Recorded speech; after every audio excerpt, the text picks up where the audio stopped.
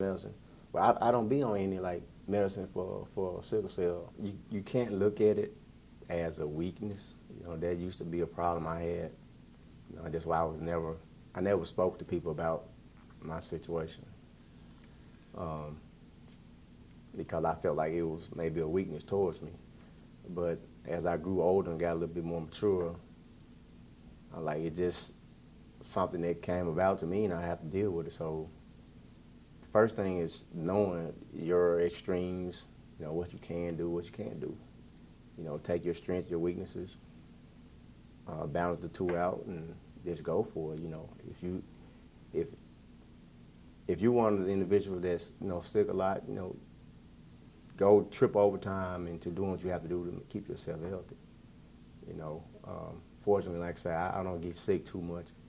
Maybe it's because I do, you know, pay attention to my lifestyle and my diet.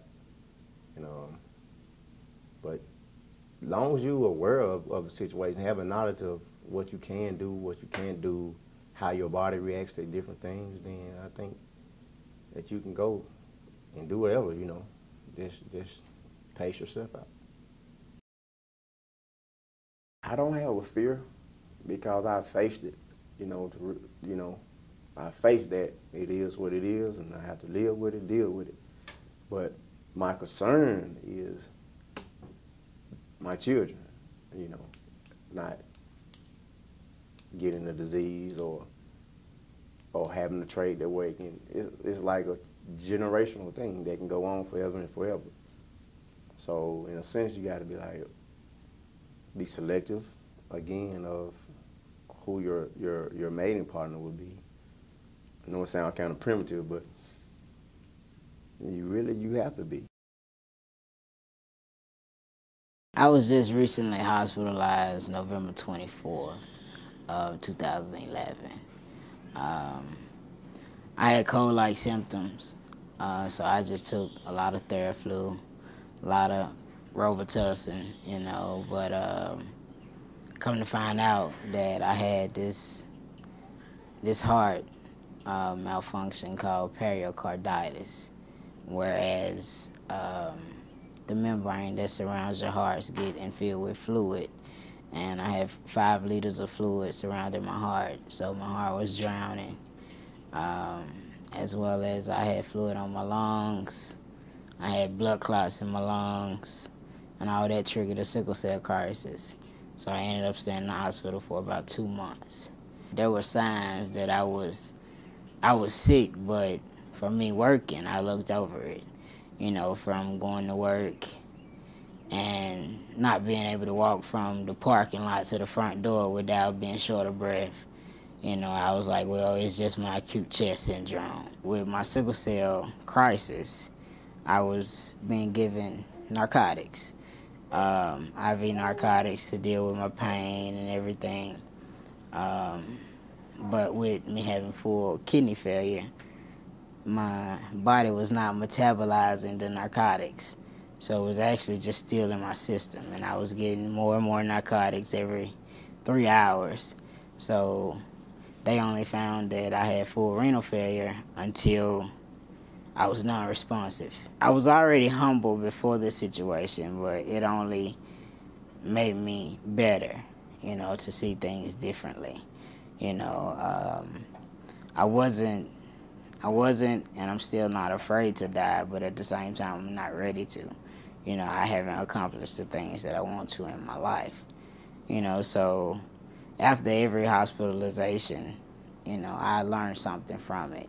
You know, it just makes me stronger. I was sick, but I, for some reason, found a way to have a normal life around my illness.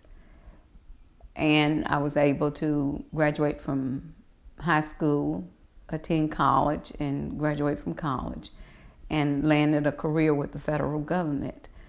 But basing all of my careers and my work around my disease, not around what I wanted to do in life, but what I could actually do as a sickle cell patient.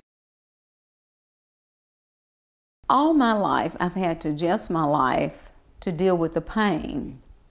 I remember when I was graduated from high school, or even when I was in high school, I could not do strenuous things, so I always sought work that was sedentary or something that I didn't have to be up and moving all the time.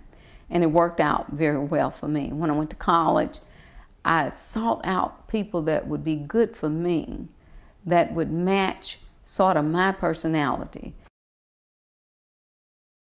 Some examples to claim and own your disability of sickle cell. I mean, to actually accept the fact that you don't have the normal stamina that the normal person without the sickle cell has. You're going to have to learn how to gauge your activity, even consider a career that will go along with your disease, rather than seeking something that has to, you have to have high energy, high activity, high mental capabilities. There's no relaxation somewhere in there. This cell too is tenacious, confident, unique, dynamic, inventive, and anything but ordinary. So many times in my life I was told that I wasn't going to make it, wasn't supposed to make it to 2, then 5, then 7, then 9.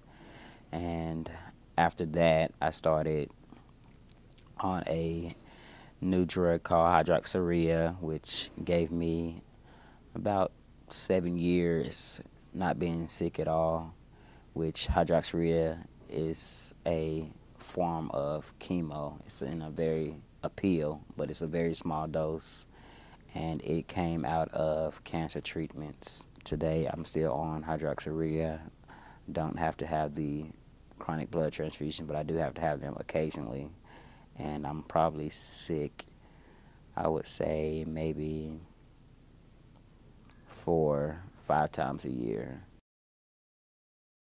Some of the struggles transitioning from childhood to the adult life is one that you're on your own. You don't have your parents to say go to your doctor's appointments or reminding you. And in college, you become so busy, and I mean, if you're social, you definitely want to be out with everybody else, your friends doing this and doing that, but you have to adapt your lifestyle to your disease.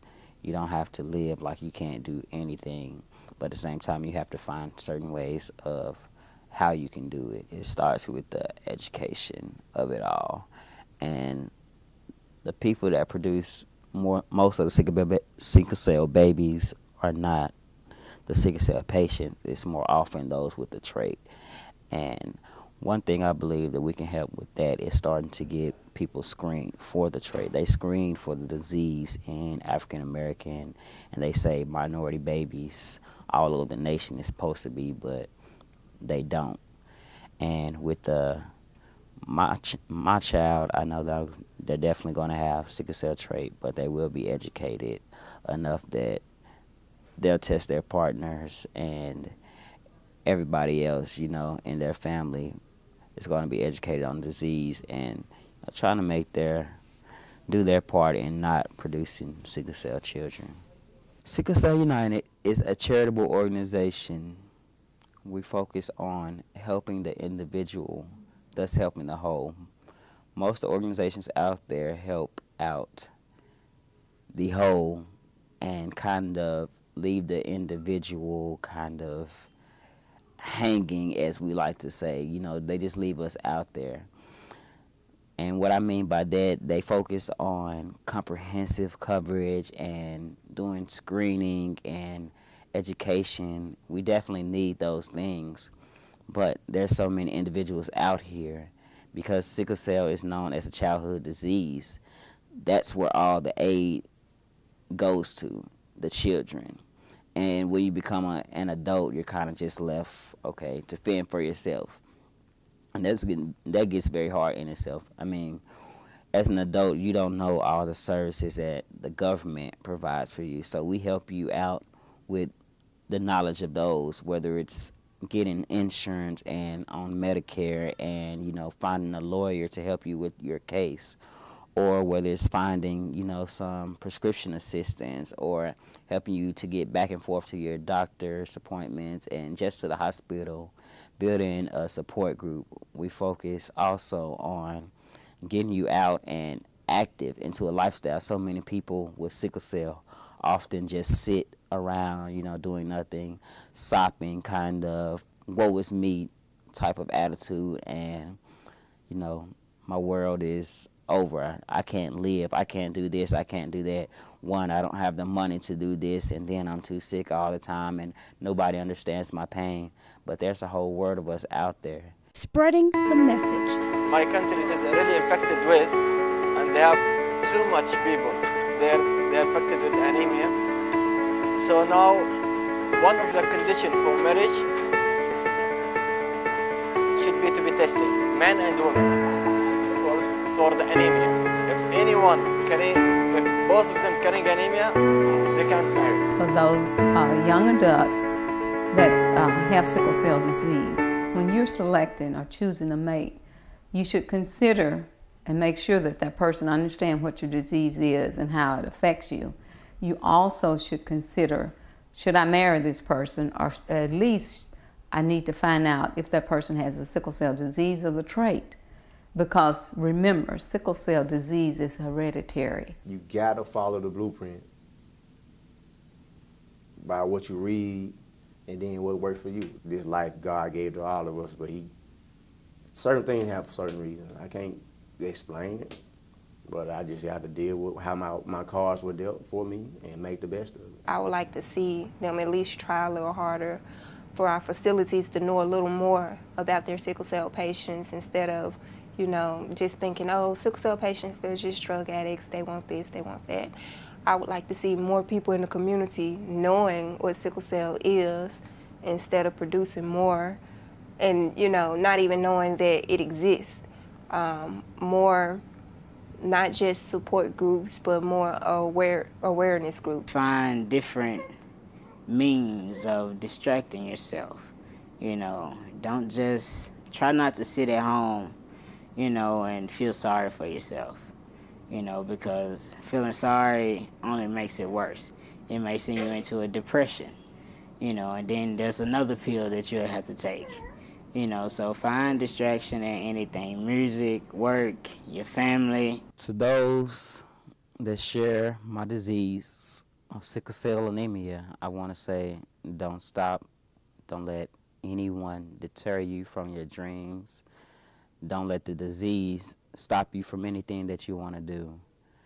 And there's plenty of people out here in this world that want to reach out to you. There's plenty of people that know your pain, know your struggles, and there's plenty of people here to aid you. And like I said, one of my dreams with the charity is to be able to connect every person and every charitable organization and bring those together and let everybody in the world know. I want the message to be as loud as, that of cancer.